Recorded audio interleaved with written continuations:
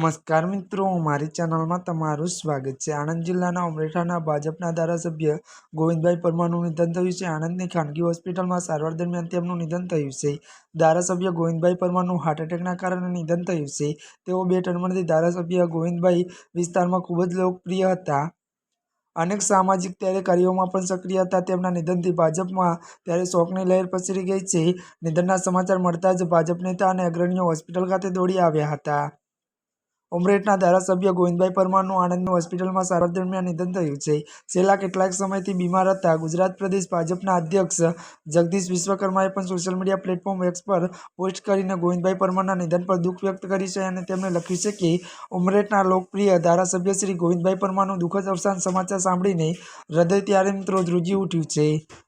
ત્યારે મિત્રો આજના માટે બસ આટલું જ। અમારી ચેનલમાં નવા હોય તો અમારી ચેનલને લાઇક, શેર અને સબસ્ક્રાઈબ કરી દેજો। ધન્યવાદ।